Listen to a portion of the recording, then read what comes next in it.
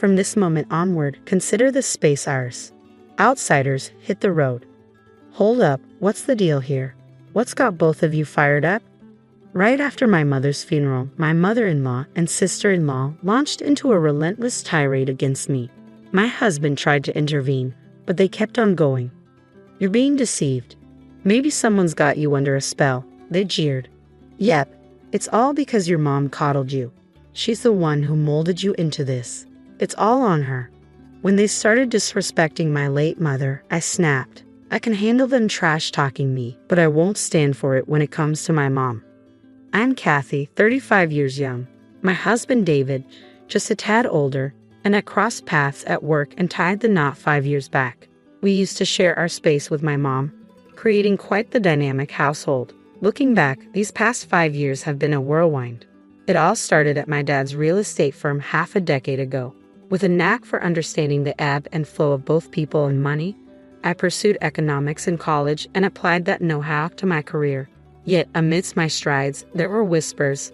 Some attributed my success solely to my parentage, dubbing me the boss's daughter instead of acknowledging me by name. And then there was David, the golden boy of sales in the same company, drawing attention from all corners, leaving me on the receiving end of more than a few icy glares. Don't get me wrong, I'm not naive enough to claim all my achievements as solely my own. It's the collective effort of those around me. Still, it grated on me, being boxed in as just the boss's daughter. These trying times, my father passed away. With my brother stepping into his shoes as president, the disdainful glances directed at me only grew sharper. Must have botched something up if your brother's taking the reins now. Guess we'll just call you the president's sister, huh? Normally, I might have brushed it off, but in the wake of my father's funeral, those words cut deep. Mentally exhausted, I found myself grappling with a singular question. What do I truly desire?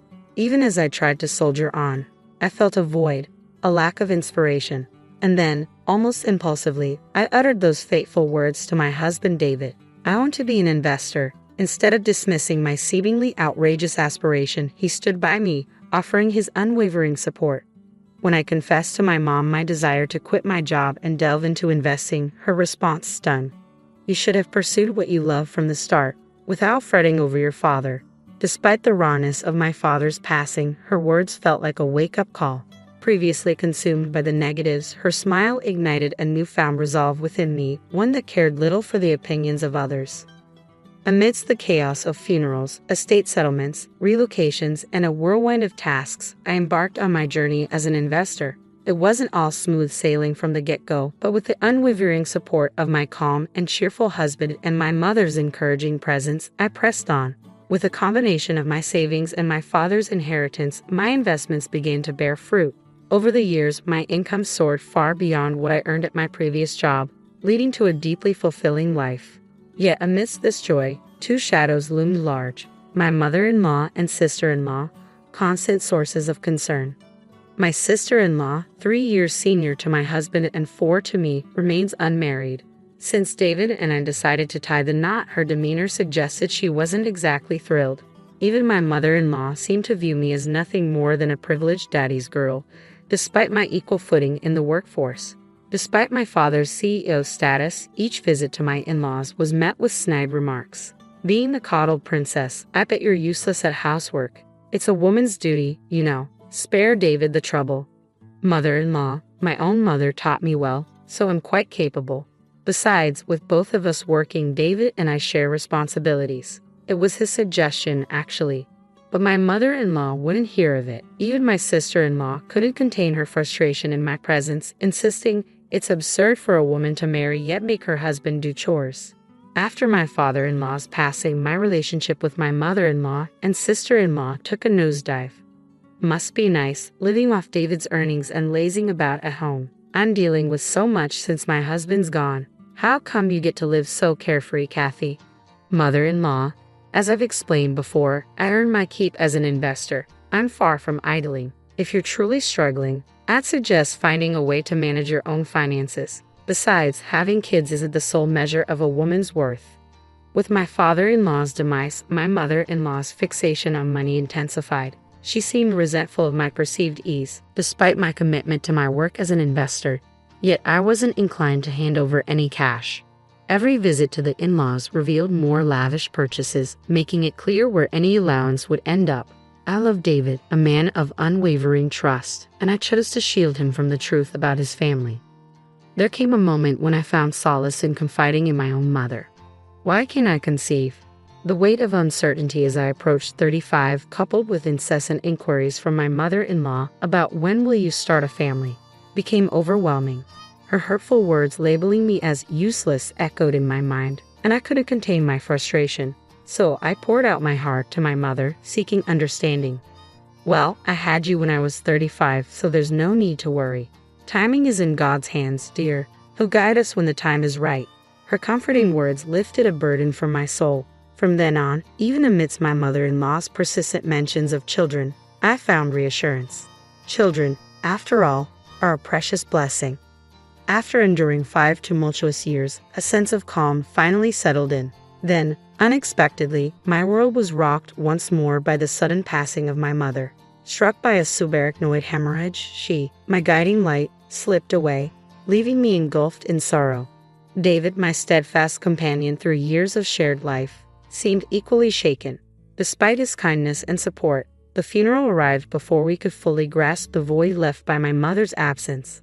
As mourners gathered to bid farewell to my mother, a former executive at the company my brother now led, among them stood my mother-in-law and sister-in-law.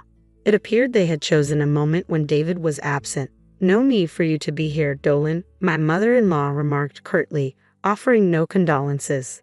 They proceeded to sign the register, leaving me stunned by their callousness. Yet upon David's return, their demeanor shifted instantly.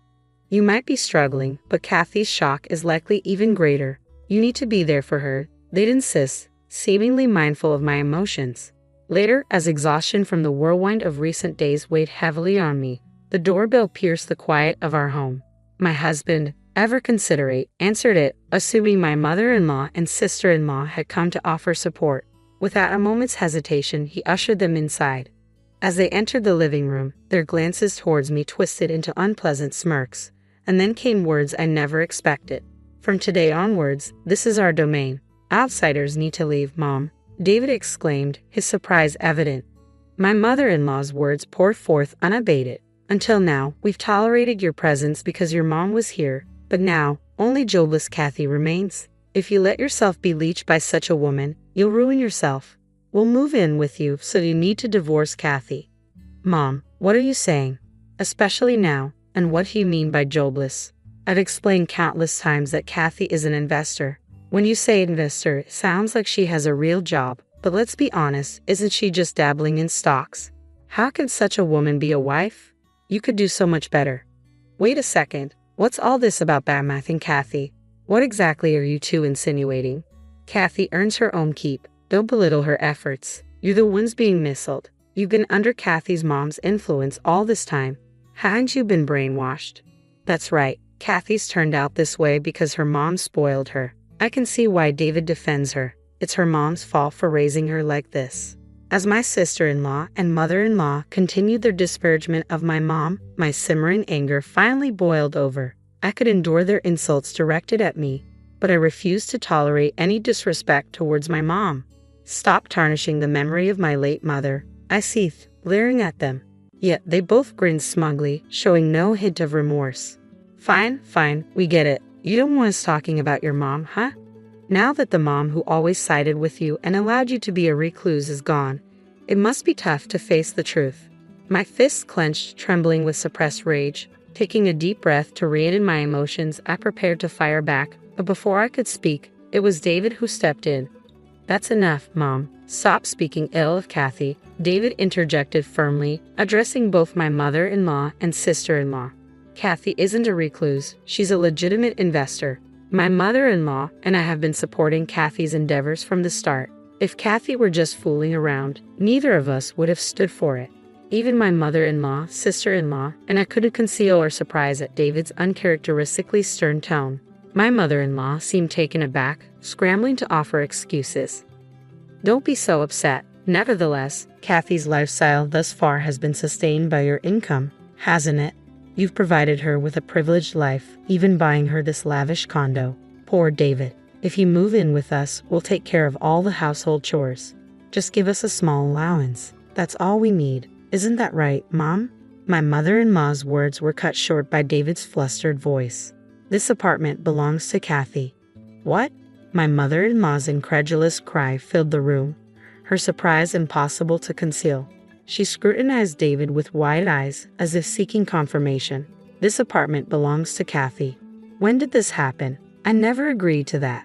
This apartment was part of my father-in-law's legacy, and Kathy inherited it. That's why the title is in her name. Besides, we split the living expenses evenly. I don't understand what you're insinuating, but Kathy earns more than I do." Both my mother-in-law and sister-in-law were taken aback by David's revelation. It was understandable. They couldn't have fathomed that I earned more than him. My mother-in-law's energy waned at David's words, leaving her looking like a deflated balloon. Taking the reins from her, my sister-in-law spoke up. "That's impossible. Do investors really make that much? Just by trading stocks as an individual? I can't speak for other investors, but perhaps Kathy has a knack for it. Regardless, the facts remain. How dare you undermine my beloved wife? This is our home. Stop kidding around, both of you. Leave now." Upon hearing David's words, my sister-in-law spiraled into panic. "What? Hold on. We came here expecting to move in today." "What?" Now it was my turn, along with my husband, to exclaim in surprise. "You sold our house. Why the sudden decision? You could have at least discussed it with me." We thought we could stay here, and we were strapped for cash. I quit my job, assuming you'd support us. If you don't let us stay, we'll be in serious trouble. Mom, please say something." With pleading eyes fixed on David, my sister-in-law shook her mother, who seemed frozen in shock. But the magnitude of the situation left my mother-in-law in a daze. My sister-in-law, her confidence shattered, now clung to me for support. "Hey, Kathy, I'm sorry. Please talk to David for me. We can't go on like this. You mentioned you sold your house, so you must have some money saved up, right?" I spoke coolly to my clinging sister-in-law, prompting her to lash out at me. "Don't act clever. Just because your investments turned out well, don't think you're above everyone else. Know your place. Enough is enough." David's voice boomed, drowning out even my sister-in-law's protests. He fixed a piercing stare on her as she fell silent. "Forget about the house. I won't even demand my share. Just leave right now." With that, my husband practically escorted his mother and sister out, firmly locking the door behind them. For a while, we could hear the persistent ringing of the doorbell and pounding on the door, but eventually the noise faded into silence. After that ordeal, word from relatives had it that my mother-in-law and sister-in-law had secured a modest apartment to rent and were now living together. Their old family home, nestled in a remote area, didn't fetch much on the market, given its location and the value of the land. My sister-in-law struggled to land a decent job, and their funds quickly dwindled. Despite their repeated attempts to rely on David and me, we firmly shut the door each time. They resorted to selling off their designer possessions and now reportedly scrape by with part-time jobs, working tirelessly from dawn till dusk. Meanwhile, I've enjoyed the freedom that comes with being an investor, no longer subjected to hurtful remarks. And as my late mother had foretold, we're preparing to welcome a new member into our family next year. Once again, I'm grateful for her timely blessings. This house now belongs to our oldest son and his wife. If you're not part of the family, you should leave now. Even though I've been paying the mortgage for this house, my in-laws and husband shocked me with their statements. They've been using me to pay off the mortgage all along. When I found out, I went from feeling thankful to really angry. "Fine then, I'll move out," I said defiantly to their teasing. "I'll show them they shouldn't mess with me." I quickly found someone to help me plan my revenge against them. My name's Michelle Anderson, I'm 48 years old, and I work as a lawyer. Right now, I'm living with my husband and his parents, taking care of them. It all started when I gave a house to my in-laws. I married James when I was 30. Right before our wedding, my father-in-law got hurt and couldn't walk. He had to use a wheelchair, and my mother-in-law was old and needed help too. So, I gave them a house without barriers. At first, we thought about living in public housing, but then we chose a place in between where my husband and I worked. I suggested this so we could get to them fast if there was an emergency. The Anderson family helped me a lot with my dad. "Let me repay the favor," I said. My dad passed away before I got married. Right before he died, he had a lot of debt, which made things really hard for us financially. We struggled getting more debt to pay off the old ones. My husband and his family were the ones who rescued us from this tough situation. James and his parents paid off my dad's debts for us. "If you're worried about marrying because of the debt, wouldn't it be solved if we paid it off?" said James. "That's right, it's debt from a business failing, not from spending recklessly." "We should help," added my mother-in-law. "Yes, we should help each other out when times are tough. There's nothing to be embarrassed about," said my father-in-law. So they helped with most of the debt without saying much. Both my dad and I were really grateful, and I worked hard to pass the bar exam. The total borrowed from my husband's family was about $50,000. I was sure I could pay it back once I became a lawyer. I didn't want the debt hanging over me forever. My main goal was to pass the bar exam and become a lawyer. With a strong promise to pay back the money I owed, I kept studying hard to become a lawyer. With that determination, I buried myself in books, and after lots of effort, finally passed the bar exam. My dad and in-laws celebrated my success, and I was really happy to start my career in law. I found a job quickly and started working at a law firm. The boss was really nice, and I learned a lot from experienced lawyers, getting better at my job over time. Over time, I gained some special clients and now have an important job at the office as a female lawyer, making more than $100,000 a year. Because of my success, I managed to pay back all the money I owed to my dad and my in-laws. But after my mom died, my dad passed away soon after, leaving me alone. That's when James asked me to marry him. He said, "You're strong on your own, but I want to be the one who supports you. I'll always treasure you, so please marry me." His words convinced me, and we decided to get married, hoping for a happy life together. Around that time, sadly, my father-in-law had an accident. Remembering how kind they had been to me before, I offered to build them a new house without barriers. Even though they didn't want to accept, the gratitude I felt was too big to put into words. "Please don't say no. I want you all to live comfortably," I sincerely told them, not just saying it to be nice. They could tell I meant it, and with a small smile, they agreed. But then they added something. "Michelle, why don't you live with us too? We heard you and James are looking for a new house." "That's right. If you don't mind, let's live together. Eventually, this house will be yours." James has an older brother who moved out a few years ago to start his own business. He had an agreement with James that in exchange for taking care of their aging parents, James could use the family stuff freely. Before leaving, he talked to James about this. Moving to the new house would make my commute shorter, and we'd live with James and his parents. Since we could help each other when needed, there was no reason to say no to living together. But I worried I might cause trouble for my in-laws. Before getting married, I had occasionally caused trouble for them, so I worried if living together was right. James sensed my concerns and comforted me, saying, "Don't worry, Michelle. I'm here for you. Let's live together confidently." Encouraged by James, I agreed to live with my in-laws, hoping for a happy life with the four of us. But reality was different from what I expected. Every day, they would ask me for help with small things like finding clothes or fixing the TV remote. They seemed to rely on me for everything, especially my disabled father-in-law, who often touched me without hesitation. "I already hung up your morning clothes, Mom," I reminded her. "That's the air conditioner remote, not the DVD remote. It's on the desk, Dad. Please ask James for help with physical tasks when he's around. I can't always be there for you." I found myself saying these things every day. At first, I tried my best to fulfill the family's needs, even though I was already handling the mortgage and all the household chores. Sometimes I thought about getting a divorce, but James always handled things well, and my in-laws would apologize. Since I didn't feel mistreated, I usually decided not to divorce. Day-to-day life was filled with their dependence and small annoyances, but I felt a bond with them as family, which made me endure it. Still, the thought of divorce crossed my mind now and then. My mother-in-law started showing signs of memory loss, which might be mild dementia or just forgetfulness. It's hard to tell for sure. The questions from my mother-in-law kept increasing, and James, who had promised to help before we got married, turned out to be unreliable in this situation. Living with these uncertainties, I gradually got used to the situation. Through experience, I started handling everything on my own and began speaking up clearly to James and others. But my father-in-law's behavior bothered me a lot. I told James and my mother-in-law, "I can't ignore how Father acts lately. He pretends to have dementia just to touch me, Mom. Please do something. The doctor said.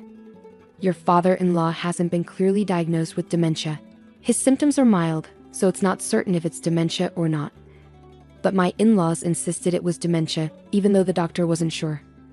I understood if it was really dementia, but using an illness as an excuse to make others tolerate bad behavior wasn't okay. I talked to James and asked my in-laws to address it, but James kept avoiding the issue. When I was almost at my breaking point, something unexpected happened. As I was organizing our finances one holiday afternoon, I saw something in the bank book that made me smile. By the end of that month, we would finally finish paying off the mortgage for my in-laws' house. Filled with a sense of accomplishment, I felt like a heavy weight had been lifted off my shoulders. I was thrilled at the idea of having less financial strain and more money to spend freely, but little did I know, a new challenge was about to emerge. One evening during dinner with the family, James suddenly brought up the topic of the mortgage being paid off. Michelle, the mortgage for this house will be fully paid off this month, right? He asked out of the blue. Since he'd never mentioned the mortgage before, I was surprised by his sudden interest. But he smiled warmly as he poured beer into a glass. Yes, that's correct. But why the sudden interest? I asked. Because we should celebrate, right? You've been through a lot, Michelle. I want to thank you with a big celebration, James explained.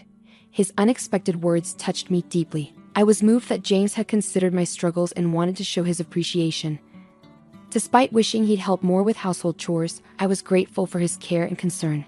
His words instantly eased my frustrations, and I couldn't help but smile with joy. James, thank you. Can I look forward to the celebration? James said, sure, we'll talk about it together as a family and get ready. Just hold on, Michelle, feeling relieved by his words. I was excited about getting ready for the celebration, but that happy feeling didn't last. Soon, I realized something wasn't right. I accepted James' invitation without thinking too much. It seemed like my in-laws had also heard about the talk and were planning something together.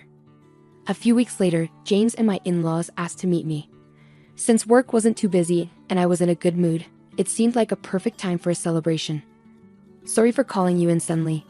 We have something important to discuss, James said. It's fine, no worries, I replied. Today, we as a family need to talk to you about something important, Michelle, my father-in-law said. What's going on? I thought it was all about the celebration. So why were they sounding so serious? Hoping they just talk normally, I decided to listen. Well, now that the mortgage payments are ending, we want you to move out, they said. What? I couldn't help but sound surprised. They wanted me to leave once the mortgage was paid off. What did they mean?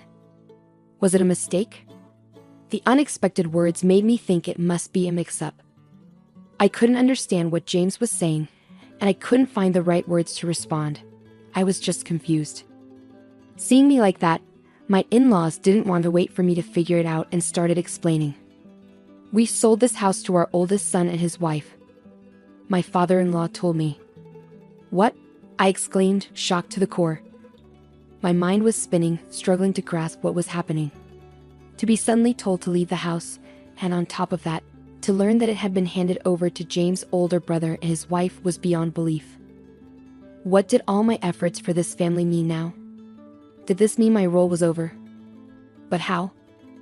I couldn't accept this unfair and unreasonable situation. We have this beautiful house now. Your role here is no longer necessary. We tolerated you until the mortgage was paid off, but now the house belongs to us. You're no longer needed, my mother-in-law continued.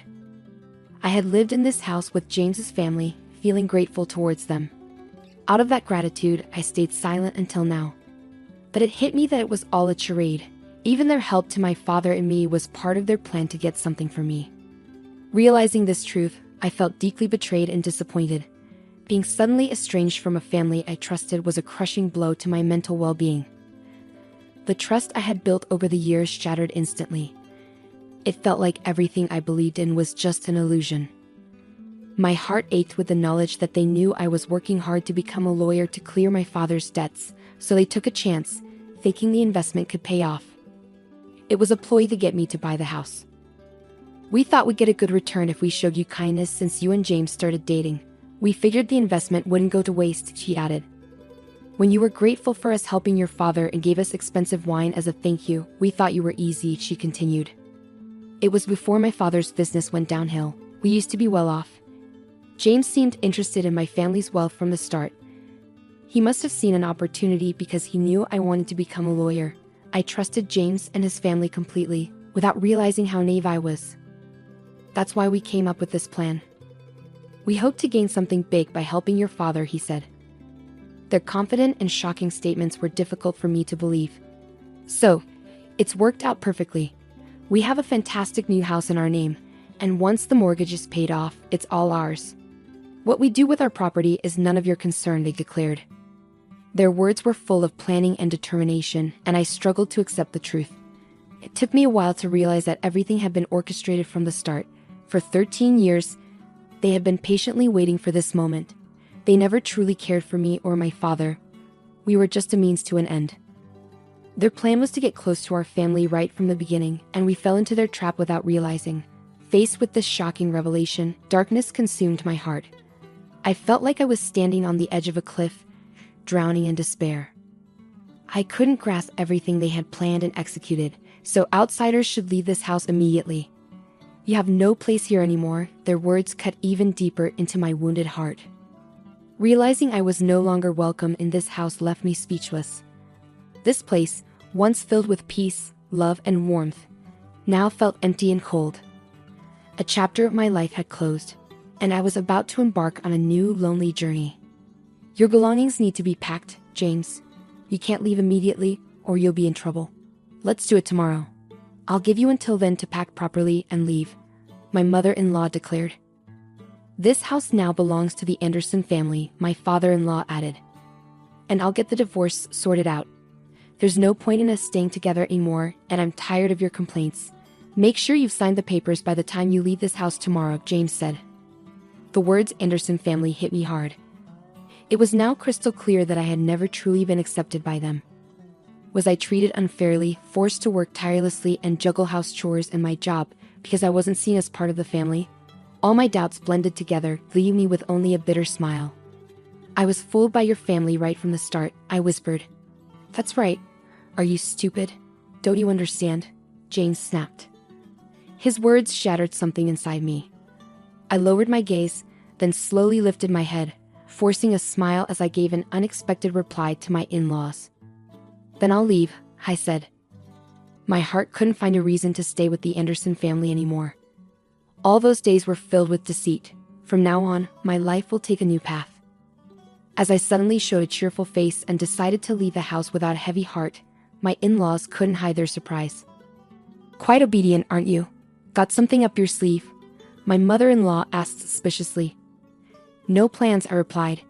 Hearing such an unbelievable story, I felt like my life had hit rock bottom, and my love for their family disappeared in an instant. I'll pack up my things right away and leave. I'll sign the divorce papers properly. My lawyer will get in touch with you about dividing the property. Goodbye and thank you for everything, I said without waiting for my in-laws' response. I went back to my room and packed my belongings, holding back my tears as I planned my next steps. After being treated so badly, I couldn't just let it go quietly. I couldn't find peace until they felt the pain, suffering, and unfairness I had endured. While packing, I calmly thought of ways to get back at them. I planned carefully how to hurt them the most. Many ideas crossed my mind as I considered my next moves. My anger and disappointment towards my in-laws were overwhelming, but I stayed composed, searching for the best way to handle the situation. My revenge had to be more than just emotional. They needed to understand the consequences of their actions. My new life started there. While packing, my phone rang suddenly. Seeing the caller's name, a plan formed in my mind. I was sure this person would support me, so I answered without hesitation. After explaining my situation, the caller listened carefully and we promptly made a plan for the future. Once I finished packing, I quietly left the house I had lived in for years, without saying a word to James and his family. I decided to cut all ties with them, so I deleted their contacts from my phone, determined not to respond to any communication from them. My decision soon paid off. The day after I left, I received numerous frantic calls from my in-laws. Although I had deleted their numbers, their long association weighed heavily on my mind. That morning, they must have realized I had left and understood what had happened. However, I had no intention of answering their calls. As I looked at my phone, I felt a sense of empowerment over my decision and smiled lightly. At that moment, the person who had provided me with a new place to live reassured me, saying, "You don't have to answer the phone at all." I gratefully nodded at his words. I was ready to take the first step towards a fresh start. My life was about to begin a new chapter in a new environment. As the calls from my mother-in-law ceased, James began bombarding me with his own calls. Each one felt like unbearable noise.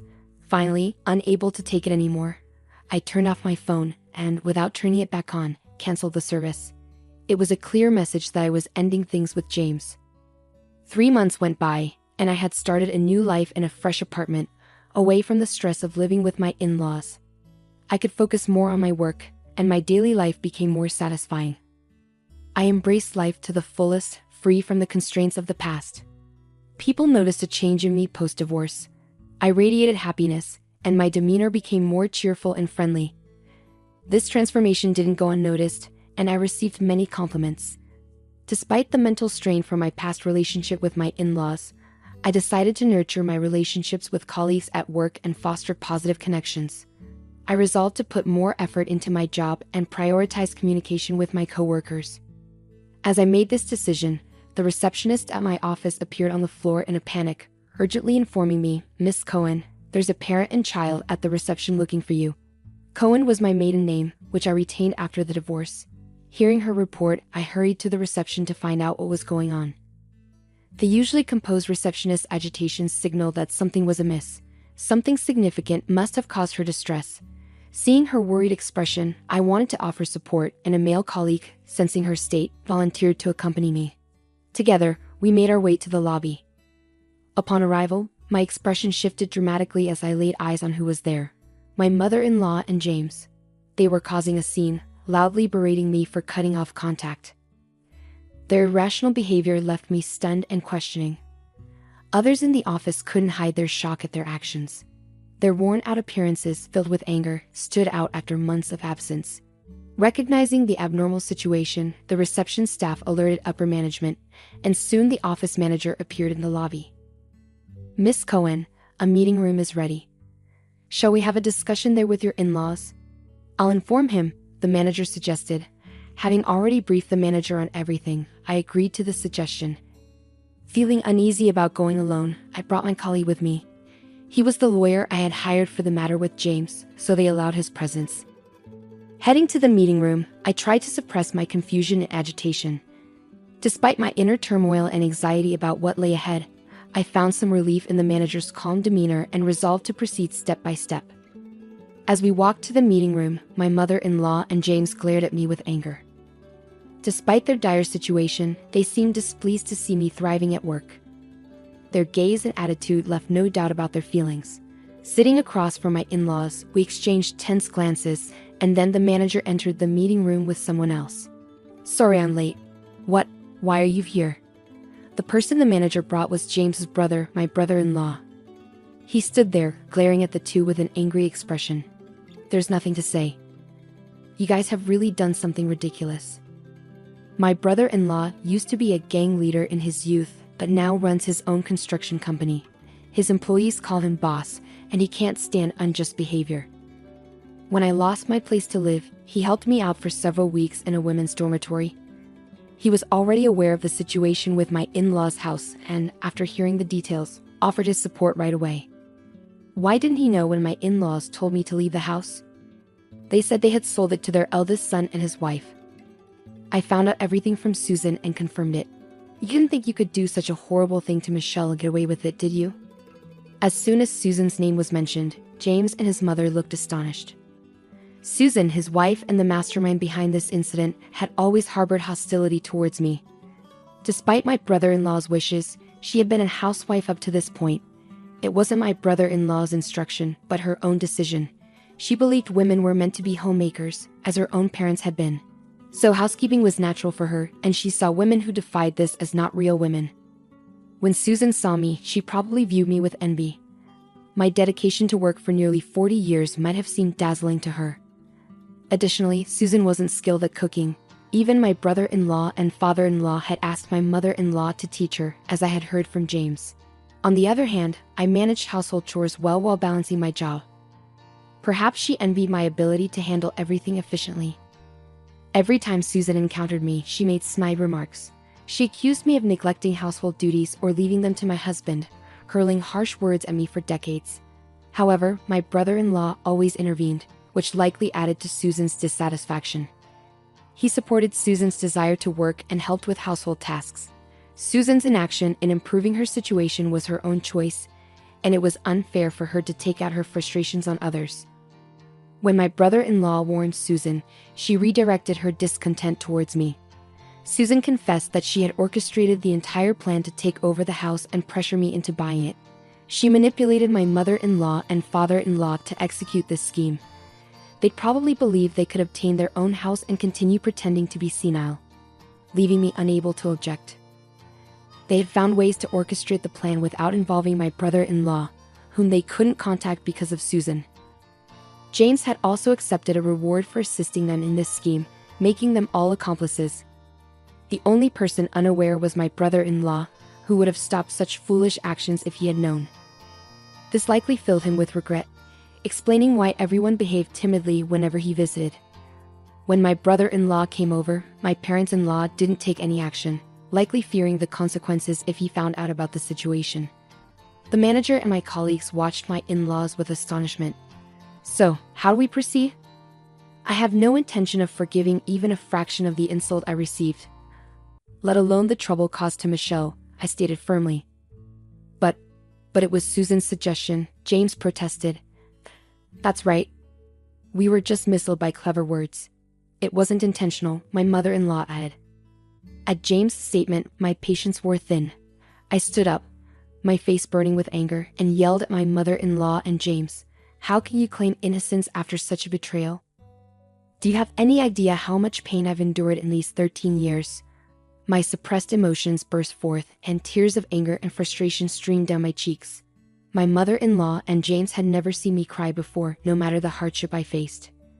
Even when my father-in-law was wrongly considered senile and acted recklessly, I never shed a tear. In their eyes, I was always a strong woman who never faltered. Seeing me raise my voice and cry must have been shocking for them. Do you realize how grateful I was to you? How much I wanted to repay you?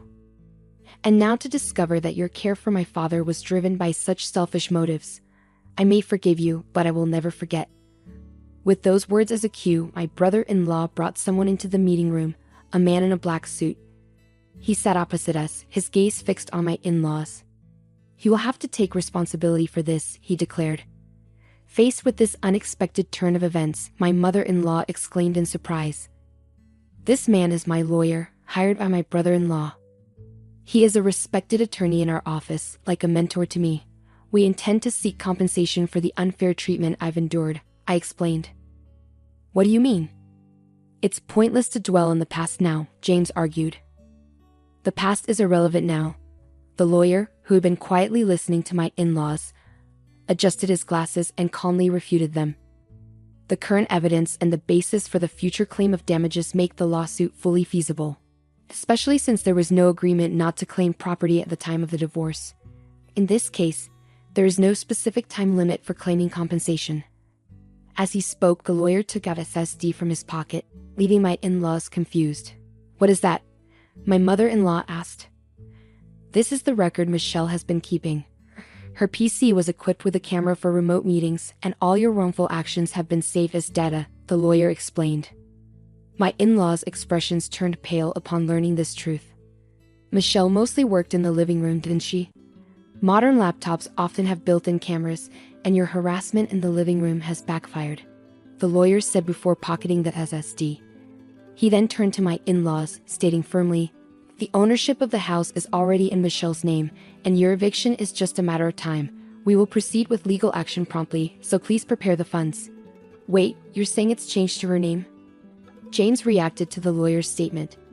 In response, my brother-in-law raised his voice. I asked Michelle to change the ownership to her name.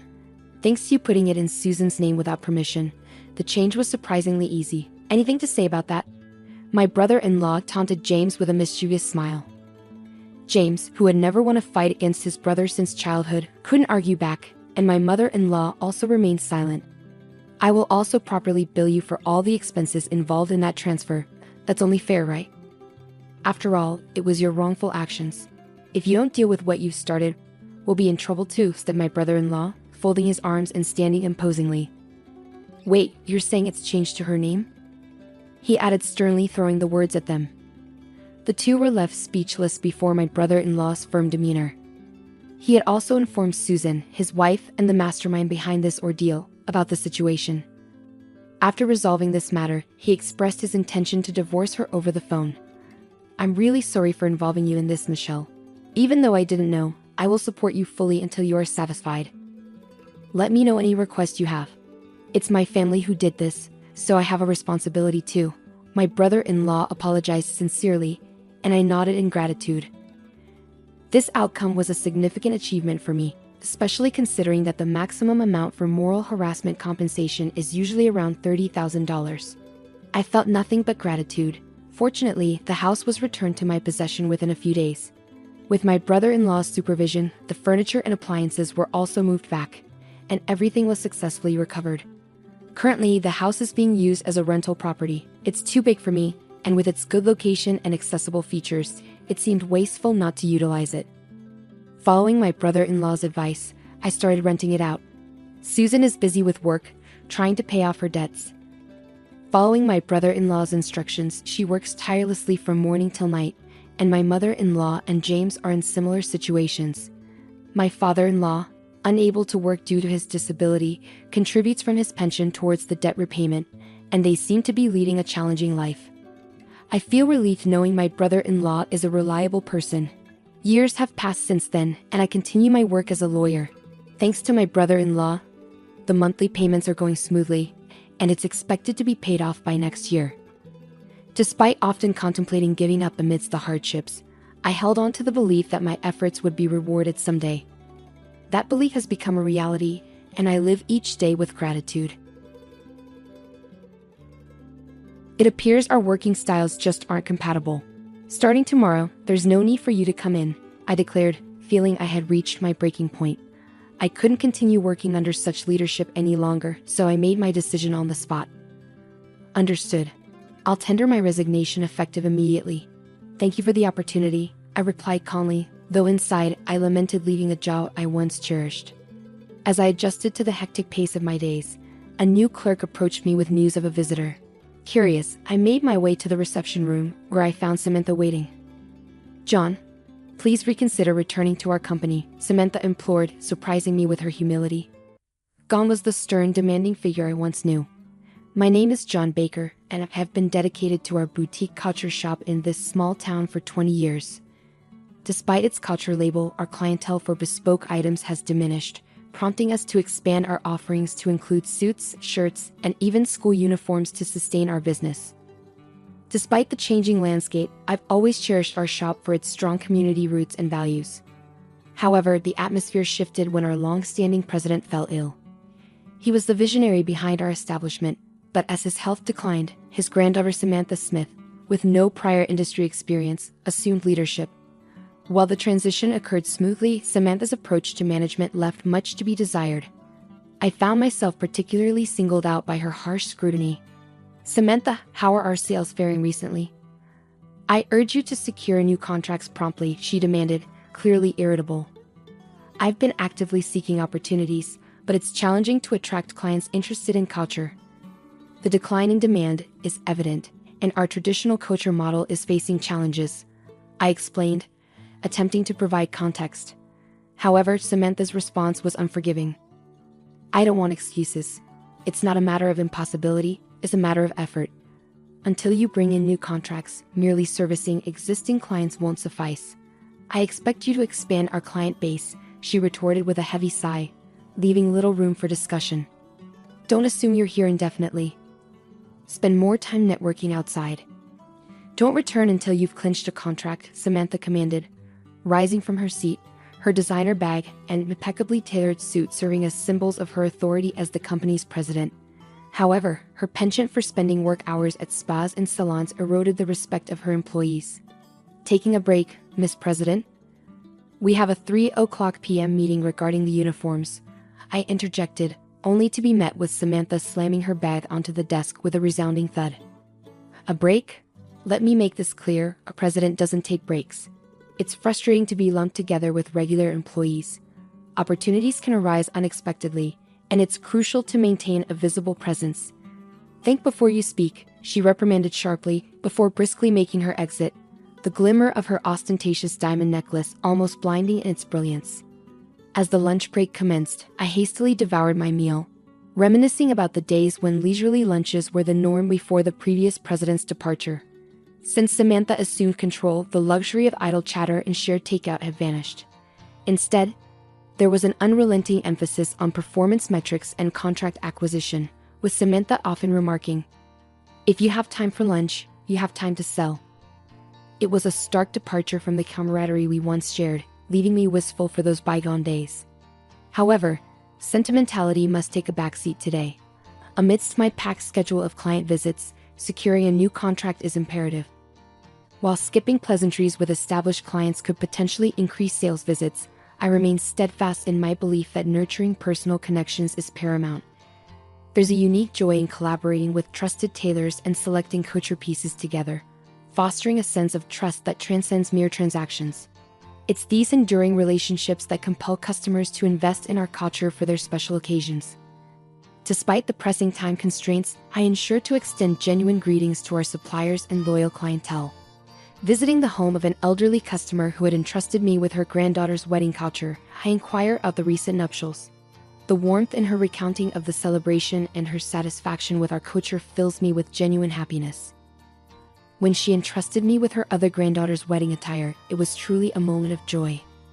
As the day unfolds, the dwindling time leaves little opportunity to pursue potential clients, resulting in a lack of new contracts secured.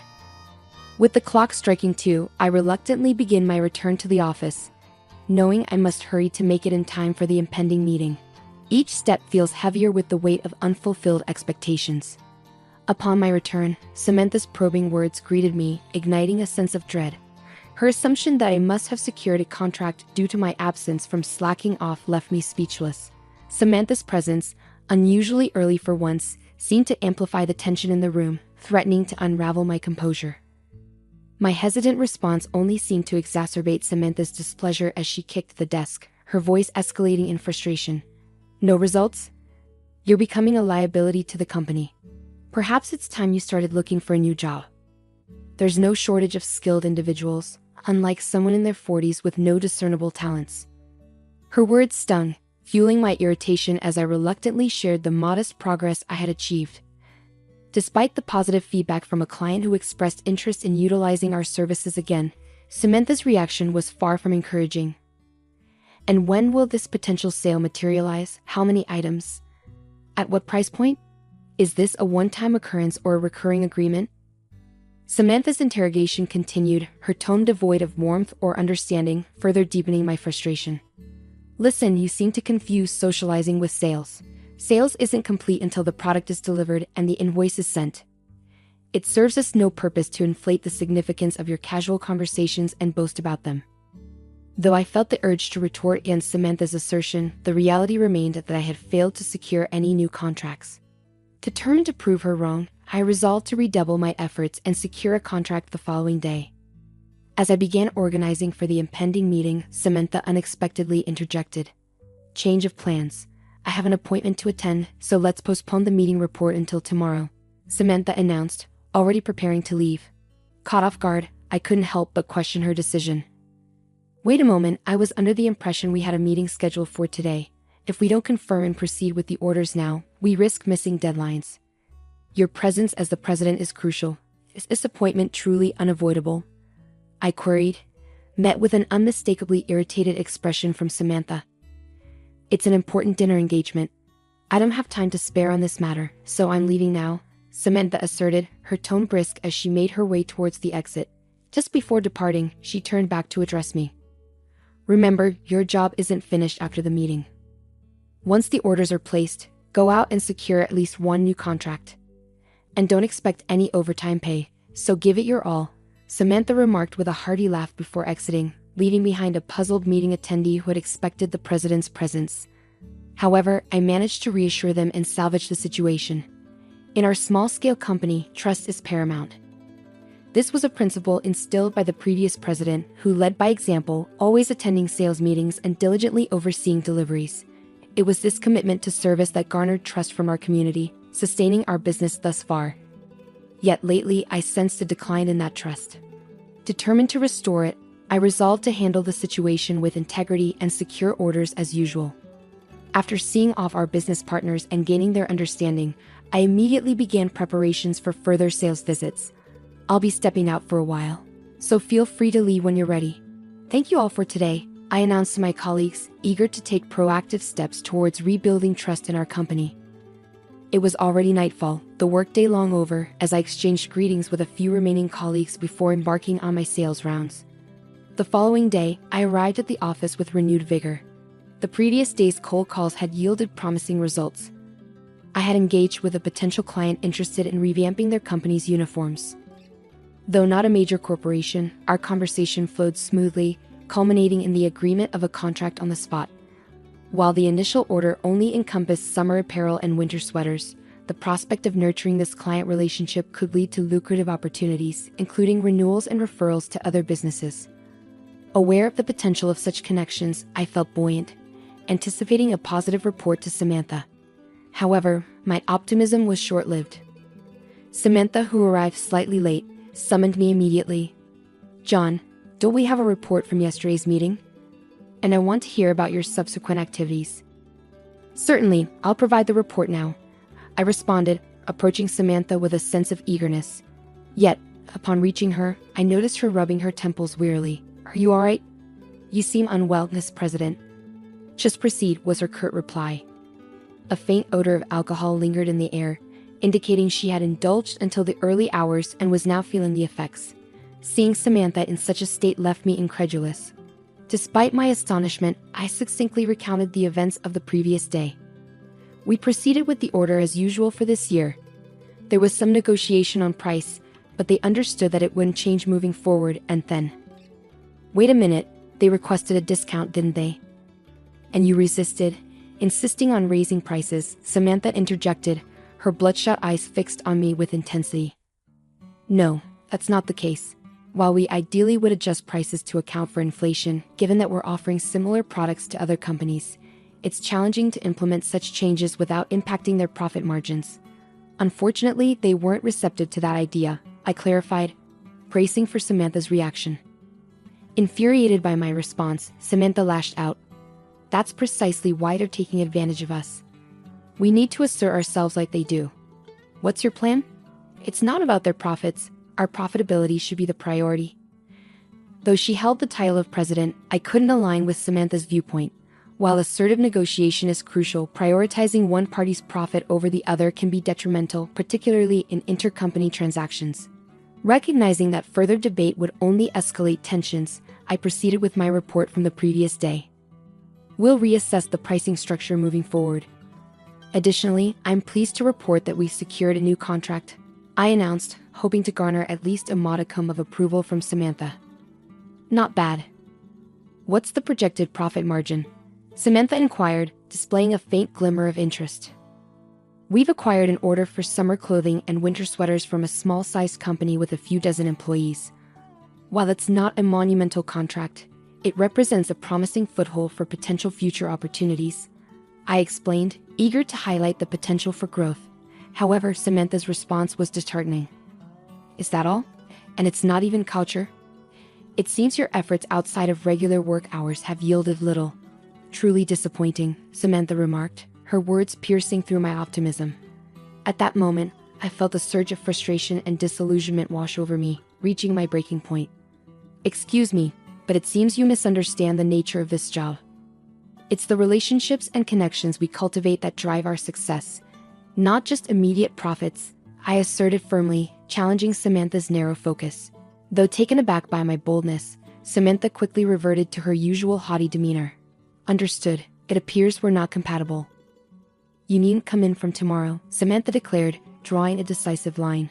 I had reached my breaking point. Continuing under such leadership was untenable. "Understood. I resign effective today.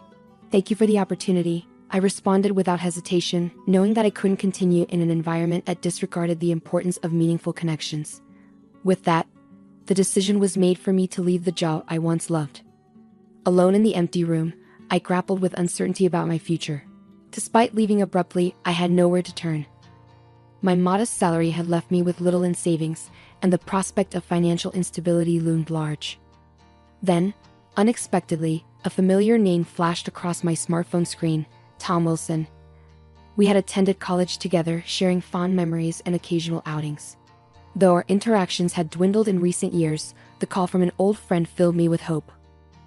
"Long time no see, how have you been?"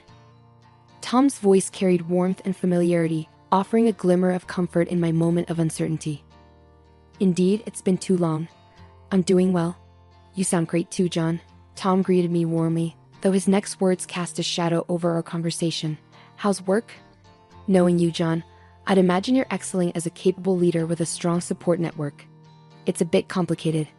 I've actually been unemployed for a while now," I confessed, feeling a pang of disappointment even in Tom's sympathetic response. Despite his usual upbeat demeanor, Tom seemed momentarily at a loss for words. "It's been challenging," I added, trying to lighten the mood. "It must have been tough. Let's not dwell on it over the phone. How about we meet up for drinks? It's a sudden invitation, but what do you say about today?" Tom proposed, and I eagerly accepted. The prospect of catching up with an old friend was a welcome distraction, and I felt a deep-seated need to confide in someone. We settled on a pub we used to frequent and agreed to meet later that day. I was taken aback. You clashing with the president and leaving the company in such a dramatic fashion. You used to avoid conflicts at all costs, always quick to apologize even when it wasn't warranted, Tom remarked, genuinely surprised by my recent upheaval. I was surprised myself. But I couldn't reconcile with the new president's approach. It's one thing not to understand the intricacies of fieldwork, but disregarding the needs of clients and partners entirely was a deal-breaker, I explained, grateful for Tom's receptive ear. Despite years of distance between us, I was comforted by the familiarity and openness of our conversation. "Did you always work in sales at that company?" Tom inquired, delving deeper into my professional history.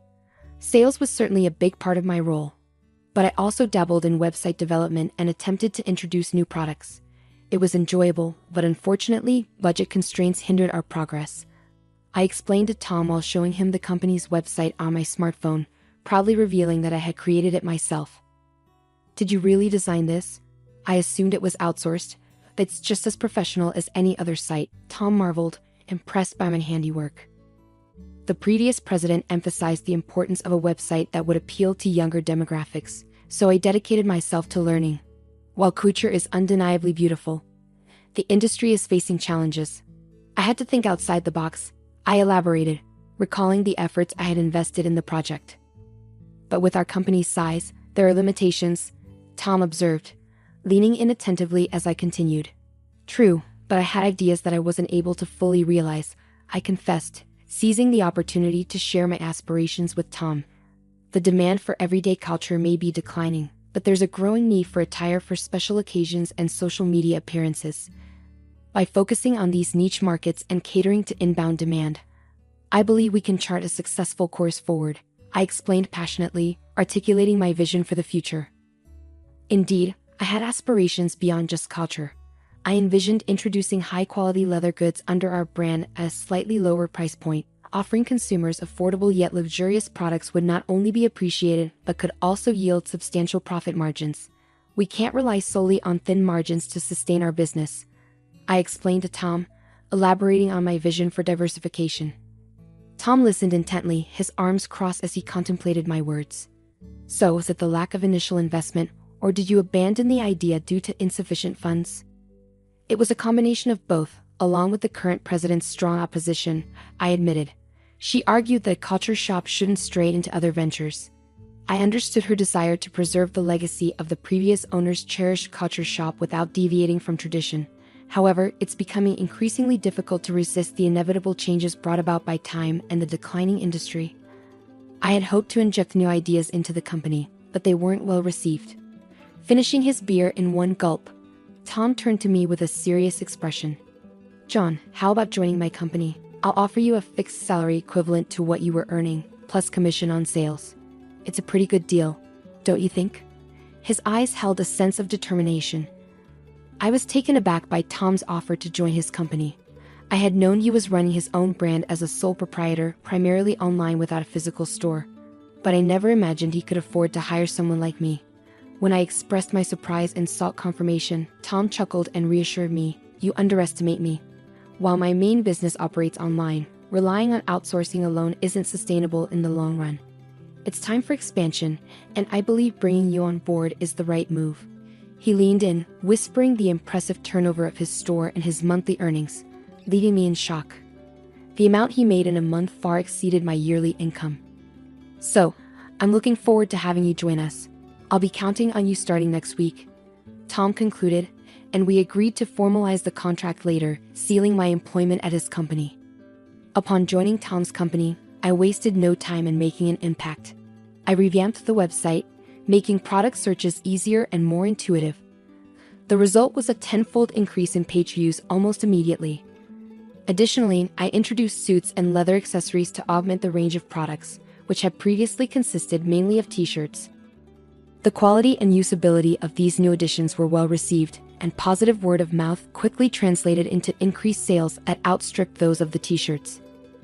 Hey, the orders just keep pouring in, but production can't keep up. Can you help us out?" Tom exclaimed, overwhelmed by the surge in demand. Offering high-quality products at affordable prices, coupled with the brand reliability he had built over time, I felt a sense of fulfillment being able to implement ideas that were previously hindered by budget constraints. As purchase notifications continued to flood in on the tablet, I realized production was nearing its limit, leaving Tom both pleased and scratching his head. "Your former company let go of a real talent. It's not just about timing or environment, it takes skill. But I appreciate the compliment," I admitted humbly, reflecting on the journey that led me to this moment of success alongside Tom. As my smartphone rang, displaying Samantha's name on the screen, I couldn't help but feel a pang of apprehension. Curiosity got the better of me, and I nervously answered the call. "Hello, John. Something terrible has occurred. Can you return? I need you back right away. Is that possible?" Samantha's voice sounded more frantic than I had ever heard it, prompting me to listen intently. "What's happened?" I inquired, my concern growing with each passing moment. "Our couture clientele has threatened to take their business elsewhere if you're not present. Additionally, our partners are specifically requesting your involvement, and the company website is experiencing ongoing issues due to a lack of updates. Can you return promptly to assist?" Even though I had parted ways with the company, I responded courteously. "I understand the urgency, but I don't believe it's appropriate for me to directly engage with clients anymore. However, I'm willing to address the website and system issues on my next day off." I didn't formally hand over that responsibility, so I accept full responsibility for any oversights, I explained calmly, attempting to offer a reasonable solution. Despite my efforts to accommodate, Samantha's response indicated dissatisfaction. "What you mean? Just come back. Considering everything the company has done for you, why are you hesitating?" Samantha's tone was a mix of urgency and frustration. "I was let go from the company. Are you suggesting a rehire?" I questioned, trying to clarify the situation. "Don't be so arrogant. I assume you're struggling financially now, right? I can offer you the same salary as before, so there's no need to worry," Samantha retorted, her tone dripping with condescension. "Apologies for the interruption," Tom interjected, unable to contain his laughter. He mimed a gesture of encouragement, silently urging me to stand my ground against Samantha's presumptuous offer. "Do you have any idea about my current salary? I likely earn in a month what you make in a year. In fact, my current salary could surpass the annual revenue of my former company within just a few months," I calmly asserted, making it clear that financial incentives weren't a compelling reason for me to return to my old workplace. Despite cherishing memories from my previous job, I found fulfillment in my current position and had no desire to work under such leadership again. After politely bidding Samantha farewell, I ended the call. Since joining Tom's company, our operations had grown exponentially. With my contributions, we forged partnerships with outsourcing firms and attracted new talent, leading to rapid expansion. Witnessing the success of products I helped develop being embraced by consumers and shared across social media, I felt a profound sense of satisfaction. Amidst my hectic schedule, I was interrupted by a message from a newly hired clerk informing me of a visitor. Intrigued, I made my way to the reception room, where I was surprised to find Samantha waiting. "John, I'm begging you, please reconsider coming back to our company," Samantha pleaded, her desperation palpable. Despite her earnest plea, I remained resolute in my decision to move forward and declined her offer. "What happened?" "Let's hear the details first," I urged Samantha, guiding her to sit on the sofa. She appeared visibly worn out, a stark contrast to her once vibrant demeanor. "Since you left, we've been hemorrhaging customers. It's not just individual clients. Even our corporate partnerships are crumbling. I can barely cover the employees' salaries anymore. If things continue like this, we'll be forced to shut down the shop." "I need your help," Samantha confessed, her voice tinged with desperation. While I couldn't help but sympathize with Samantha's plight, it was clear that she had brought this situation upon herself by prioritizing profits over communication and relationship building. It was inevitable that partners would abandon ship if they felt neglected. "I'd like to assist, but I'm currently overwhelmed with responsibilities at my current company. I'm sorry, but I can't offer you immediate help," I responded, regret lacing my words. In a last-ditch effort, Samantha implored me for assistance, clutching at straws. "Samantha, it's time to gather your strength. Have you exhausted all possible avenues? Now is the moment to take decisive action. Rebuilding trust requires face-to-face interactions, understanding their needs, and showing empathy for their concerns. Please dedicate yourself to what you've neglected until now. It's the only way forward," I advised firmly yet empathetically. With newfound resolve, Samantha wiped away her tears and nodded resolutely. "You're right. I've made mistakes, but I'll start rectifying them from this moment onward." As I reflected on Samantha's plea for help, I couldn't shake the feeling of powerlessness that gripped me. Despite my genuine desire to assist, the prospect of starting anew seemed daunting and nearly impossible. Thoughts of the predecessor to whom I owed so much weighed heavily on my mind. I was determined to prevent the beloved company from succumbing to bankruptcy, but amidst the demands of my current responsibilities, I struggled to conceive of any actionable solutions. Frustrated, I bit my lip, grappling with the enormity of the situation. Several years had passed since I joined Tom's company, and during that time, our growth had been exponential. With each expansion came an increase in the number of companies we engaged with.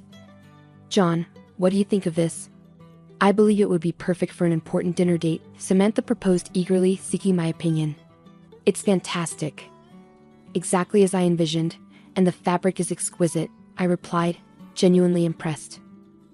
The response to our announcement on social media was overwhelmingly positive, culminating in a significant order placement.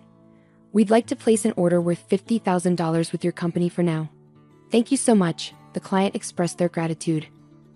Following this successful transaction, the performance of Tom's company soared to new heights, prompting the establishment of new departments and the hiring of additional staff. I played a pivotal role in developing hit products, particularly in the suit department. By infusing culture designs and fabrics as accents into our suits, we garnered praise not only from domestic customers but also from international clientele, expanding our market rapidly. The challenge of securing a steady supply of quality fabric and forging connections with culture-focused companies led me to reach out to Samantha for assistance. To my surprise, Samantha not only sourced the fabric we needed, but also provided invaluable consumer-oriented suggestions, resulting in a product that exceeded our initial expectations. "I truly appreciate your help, Samantha." "Thank you," I expressed my gratitude, noting the slight blush that colored Samantha's cheeks. "Have my efforts made a difference? I've learned so much from you, John."